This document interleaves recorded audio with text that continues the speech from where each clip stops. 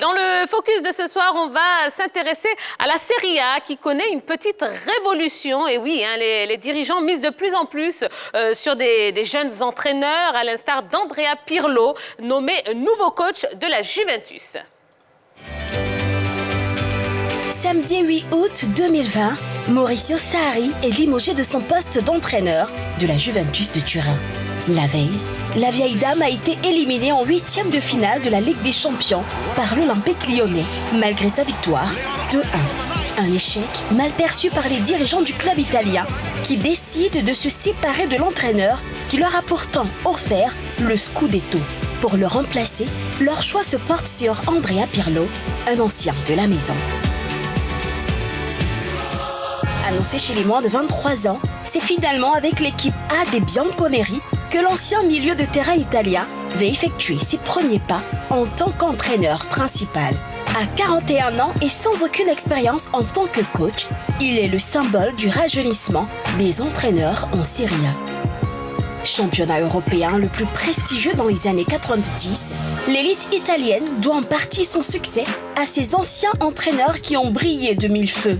Carlo Ancelotti, Marcello Lippi, Fabio Capello et autres occupaient le banc des meilleurs clubs de la péninsule avec grand succès. Carlo Ancelotti a remporté la Ligue des Champions de l'UEFA en 2003 et en 2007 avec le Milan AC. Marcello Lippi a lui été sacré champion d'Europe avec la Juventus en 1996 et vainqueur du Mondial 2006 avec la Squadra Azzurra. Mais depuis la victoire de José Mourinho avec l'Inter de Milan en finale de la C1 en 2010, l'Italie ne gagne plus en Europe. Proche de la retraite et en fin de cycle, la génération des anciens entraîneurs est en train de laisser la place aux plus jeunes. C'est la révolution technique en termes de football en Italie. Ancien coéquipier de Pirlo au Milan AC et en équipe d'Italie, Gennaro Gattuso, 42 ans, est sur le banc de touche de Naples. Cette saison, il a remporté une Coupe d'Italie avec les Gli Azzurri, qualifiant ainsi son équipe pour la prochaine Ligue Europa. Filippo Inzaghi, 47 ans, passé lui aussi par le Milan AC, est actuellement le coach du Benevento Calcio. Il a d'ailleurs réussi à faire monter cette modeste formation en Serie A. Simone Inzaghi, de 3 ans le cadet de Filippo, est pour sa part le boss du banc de touche de la Lazio de Rome. Sous sa houlette, les Biancocelesti ont composté leur billet pour la prochaine Ligue des Champions. Lazio come from behind. Parmi ces jeunes coachs au pouvoir, on peut citer également Roberto De Zerbi. Du haut de ses 41 ans, il a fait de Sassuolo une équipe qui compte cette saison. 17e lors de l'année écoulée, le club de Jérémy Boga a terminé 8e cette saison, réalisant le meilleur parcours de son histoire. Cette émergence de jeunes entraîneurs va-t-elle permettre à l'Italie de définitivement redorer son blason ? Fin de règne pour les stratèges qui ont émerveillé la planète foot dans un passé récent. Et oui, hein, de jeunes entraîneurs ont décidé de prendre le pouvoir en Serie A italienne. Voyons tout de suite avec Dorgelès quelques-uns de ces jeunes entraîneurs. Bonsoir Dorge. Buonasera. Oh, buonasera, come stai? Molto bene. Allez, tiens, on va regarder. Tu vas pas m'avoir. Allez, on va regarder cette liste-là. Andrea Pirlo, 41 ans, la Juventus de Turin. Gennaro Gattuso, 42 ans, Naples. Roberto De Zerbi, 41 ans, le entraîneur de Jérémy Boga, Sassuolo. Simone Inzaghi, le petit frère de Filippo Inzaghi, 44 ans, Lazio de Rome. Roberto D'Aversa, 44 ans, Parme, c'est le coach de Gervinho. Fabio Liverani, 44 ans, Lecce. Ivan Zuric, 44 ans, Hertha Hellas Vérone. Et puis Diego Lopez, 45 ans, Brescia. Davide Nicola, 47 ans, Genoa. Et puis Luigi Di Biagio, 49 ans, Spal. Ciao. Merci beaucoup, Dorgelès. Alors, est-ce qu'il n'était pas temps, justement, hein, que l'Italie se renouvelle un petit peu et laisse la chance aux jeunes entraîneurs? Déjà, sur les 20 équipes du côté de l'Italie, nous avons 10 qui ont des entraîneurs qui sont en dessous de 50 ans. Déjà, c'est une bonne chose, je pense. C'est une bonne chose. Mais déjà, il faut chercher à voir le parcours de ces différents entraîneurs-là. Où est-ce qu'ils ont commencé, comment ils ont appris le métier pour arriver sur un banc de touche. Je vais prendre par exemple l'exemple de Gennaro Gattuso, qui est à Naples aujourd'hui. Il est passé par le Milan AC. Ça n'a pas fonctionné pour lui, ça n'a pas été une réussite. Tout comme Filippo Inzaghi, qui est passé aussi sur le banc du Milan AC, mais sur une courte période. Oui. Ça n'a pas aussi fonctionné. Aujourd'hui, il s'est retrouvé à Benevento, mais ça va quand même changer quelque chose au niveau de la manière de jouer en Italie. C'est vrai, on connaissait l'Italie avec le calcio, le jeu basé sur la défense, mais aujourd'hui, on a des équipes qui marquent beaucoup, notamment, on a l'Atalanta Bergame, qui même si ils ont un entraîneur qui a 60 ans, et plus, c'est une équipe qui a changé sa manière de jouer. Et ça commence à réjaillir sur presque toutes les équipes, notamment Naples de Gattuso, et même le Milan AC de Franck Kessié a changé sa manière de jouer. Donc, forcément, ces nouveaux coachs ont apporté quelque chose de nouveau dans la manière de jouer au niveau de l'Italie. Ce sont les élèves des grands maîtres. Ces grands maîtres qui partent à la retraite aujourd'hui, en parlant de Marcello Lippi, en parlant de Carlo Ancelotti, en parlant de Fabio Capello. Merci, oui. voilà. Allegri. Voilà, tous ces grands entraîneurs qui ont marqué une grande époque du football italien, là où le football italien était pratiquement imbattable. Ils ont eu dans leur sillage tous ces garçons, sous leurs ordres, avec lesquels ils ont remporté pratiquement tous les trophées possibles et disponibles sur la planète Terre. Donc ces garçons, ils ont appris et ils ont vu tout simplement cette révolution toucher les pays voisins pendant que le football italien était dans un déclin.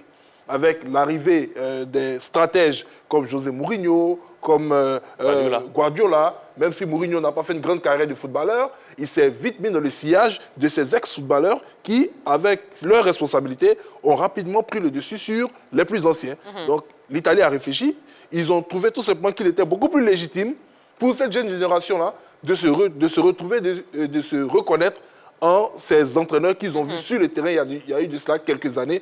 Il est très difficile de demander à un garçon aujourd'hui de 20 ans de pouvoir respecter un Carlo Ancelotti qui n'a pas vu évoluer, voilà, par rapport à un Pirlo, par rapport à un Gattuso, qui sont demeurés dans leur esprit des modèles. D'accord.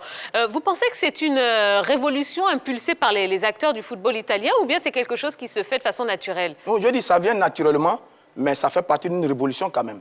Ça vient naturellement, c'est une ère nouvelle qui s'ouvre pour le football italien. C'est un passage de flambeau, on va dire, et des jeunes gens sont en train de monter. Je dis naturellement, ça devait se faire. D'ailleurs, on devait s'y attendre.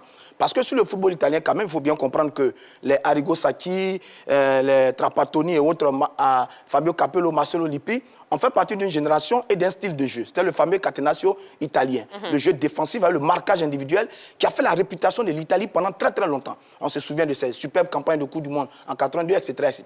Et donc aujourd'hui, les choses bougent et les choses évoluent. Et ce qui fait dire qu'à une certaine époque, par exemple, vous avez un entraîneur comme Arrigo Sacchi qui arrive à la fin des années 90 avec le Milan AC, qui fait un peu une petite révolution. On est sorti donc de ce marquage individuel défensif pour passer à un jeu plus offensif, un jeu plus spectaculaire. Il a expérimenté cela avec l'équipe du Milan AC et ça a bien marché. Et donc c'est dans son sillage qu'on voit aujourd'hui cette nouvelle génération qui vient, qui n'est plus forcément moulée à l'école italienne, mais qui est un peu influencée par tout ce qu'on voit aujourd'hui, notamment du côté de l'Angleterre, notamment du côté de l'Espagne, notamment du côté de l'Allemagne, notamment du côté de la France. Donc c'est une vraie révolution qui est en train de se faire aujourd'hui au niveau du football italien. Alors, vous pensez que ces jeunes entraîneurs vont permettre au football italien de revenir au premier plan européen, Yellow?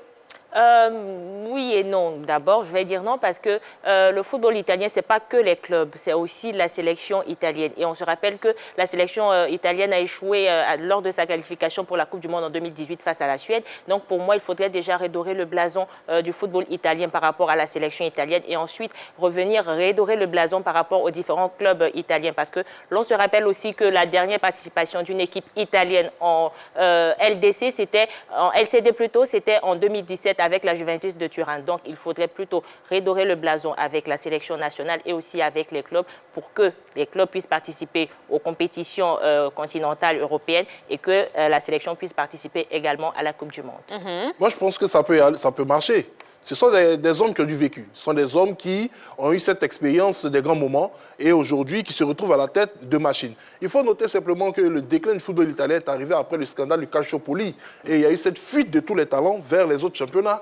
Et aujourd'hui, avec la remontée de la Juventus de Turin, l'afflux de moyens financiers, l'intégration d'un homme comme Cristiano Ronaldo qui a remis tout simplement la lumière dans ce championnat, il y a des joueurs qui ont commencé à être intéressés et qui sont revenus comme Zlatan Ibrahimovic. Donc on aurait un afflux de stars dans les années à venir du côté donc, du championnat italien et avec ces jeunes entraîneurs, dans cet échange d'expérience, il y a forcément un moment où il y aura le déclic. C'est vrai que si on prend la Juventus de Turin qui domine tout au niveau domestique de ce championnat italien, ce n'est pas une grosse équipe sur le plan européen. On sait que la Juventus a eu beaucoup de finales à jouer, mais c'est un peu rebiffé au dernier moment. Mais on a des équipes comme le Milan AC qui sont habitués à ces joutes, comme l'Inter de Milan, qui est encore en course dans l'Europa League, qui peuvent tout simplement bénéficier de ce souffle nouveau apporté par ces entraîneurs pour réécrire en lettres italiques, comme on le dit, pour faire le jeu de mots, le nom de l'Italie au niveau des Mais il faut savoir que le football évolue. Rapidement. Il faut savoir que le football évolue et la donne change. Et donc, par exemple, dans les années 70,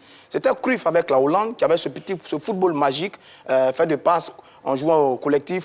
On attaque ensemble, on défend ensemble. C'était les individualités au service du collectif. Et aujourd'hui, quand vous regardez tous les clubs en Europe, tout le monde joue pareil. City joue pareil, Barça joue pareil, le Bayern joue pareil. Et c'est ça qui va peut-être contaminer aujourd'hui le football italien, qui doit sortir un peu de cette base défensive faite de marquage individuel pour devenir un football moderne. Et ça, ceux qui vont le faire aujourd'hui, ce n'est pas l'ancienne génération, mais c'est la nouvelle génération, les Pirlo, les Inzaghi, les Gattuso, ceux qui ont évolué avec les nouvelles, ceux qui ont évolué dans d'autres championnats, c'est à eux d'apporter ce vent nouveau-là au football italien aujourd'hui.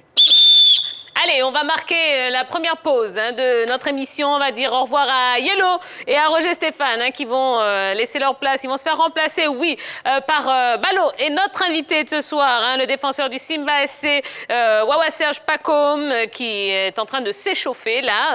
Et il va entrer sur le terrain.